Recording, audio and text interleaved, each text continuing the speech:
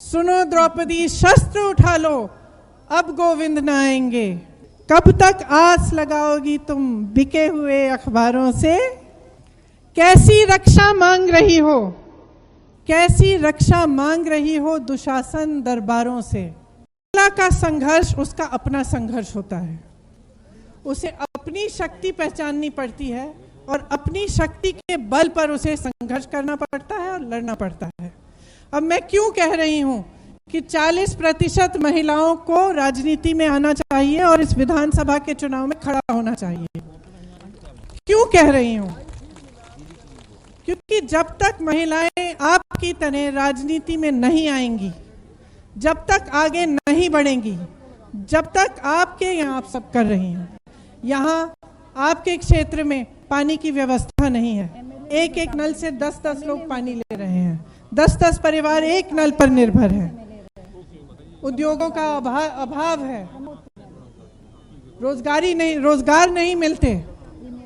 Corona के समय आप सबने देखा, जब लॉकडाउन हुआ तो जितने भी यहाँ से प्रवासी परिवार थे कितना संघर्ष करके वापस आए।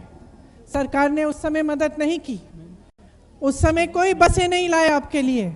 19 तारीख को मोदी जी यहाँ भाषण देने आ रहे हैं, कल से बसें तैयार हो रही हैं। तो जो आपकी समस्याएं हैं उनको हल करने के लिए आप कैसे काम करेंगे? देखिए, ये आपको बहुत अच्छी तरह से समझना पड़ेगा कि आपके लिए कोई और संघर्ष नहीं करेगा। महिला का संघर्ष उसका अपना संघर्ष होता है। उसे अपनी शक्ति पहचाननी पड़ती है और अपनी शक्ति के बल पर उसे संघर्ष करना पड़ता है और लड़ना पड़ता है। अब मैं क्यों कह रही हूं कि 40% महिलाओं को राजनीति में आना चाहिए और इस विधानसभा के चुनाव में खड़ा होना चाहिए? क्यों कह रही हूं?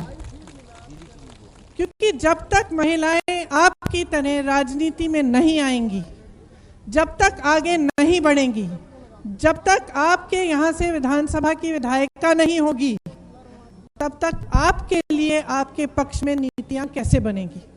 एक महिला समझ सकती है, चाहे कहीं से भी हो, चाहे कितनी भी सक्षम हो, वो समझती है कि चाहे आप कुछ भी करें, आप काम करेंगी, बाहर जाएंगी, घर पर आकर आपको घर की जिम्मेदारी लेनी पड़ेगी। अगर आशा बहुएं काम करती हैं, आंगनबाड़ी की महिलाएं काम करती हैं, तो वो काम करने के बाद भी घर की जिम्मेदारी, बच्चों की जिम्मेदारी, कौन क्या खाएगा, कैसे हैं सब लोग ठीक हैं, वो उसकी जिम्मेदारी फिर भी बनती है। इसीलिए एक महिला ही एक महिला के लिए नीतियां बना सकती है, क्योंकि वो समझ सकती है कि महिला किस तरह से संघर्ष कर रही है। जब तक महिलाओं की पूरी भागीदारी राजनीति में नहीं होगी, हम अगर आधी आबादी हैं तो कम से कम आधी हमारी भागीदारी होनी चाहिए। जो 40% की भागीदारी हमने कही है वो एक शुरुआत है। हम चाहते हैं कि आगे बढ़कर जो लोकसभा का चुनाव है उसमें आधी महिलाएं लड़ें, ताकि आप सबकी आवाज़ आगे आए। क्योंकि जब तक हम खुद समाज को बदलने का नहीं ठानेंगे, हम खुद जिम्मेदारी नहीं लेंगे, तो कोई नहीं करेगा। बहुत इंतज़ार हो गया है। कवि ने भी कहा था, आपने सुना होगा, सुनो द्रौपदी शस्त्र उठा लो, अब गोविंद न आएंगे। सुनो द्रौपदी शस्त्र उठा लो, अब गोविंद न आएंगे।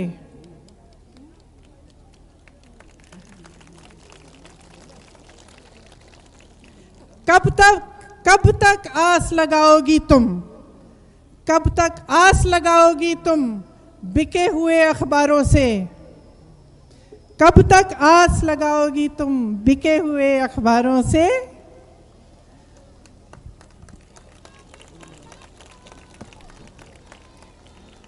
क्या मतलब है इसका?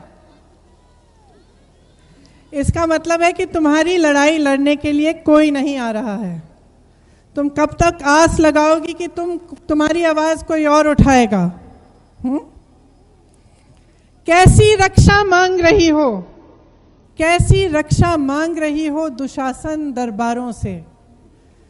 मतलब कि तुम कैसी रक्षा मांग रही हो उन लोगों से जो तुम्हारी रक्षा करेंगे ही नहीं। जो तुम्हारा अत्याचार कर रहे हैं, जो तुम्हारा शोषण कर रहे हैं। आपने देखा, आशा बहुएं मेरे पास आई थी लखनऊ में कुछ दिनों पहले, उसमें से एक महिला को इतनी बुरी तरह पीटा पुलिस ने, सरकार ने, प्रशासन ने। क्यों? क्योंकि उसने ये हिम्मत कर ली कि उसने पूछा कि तुम मुझे उठा के क्यों ले जा रहे हो।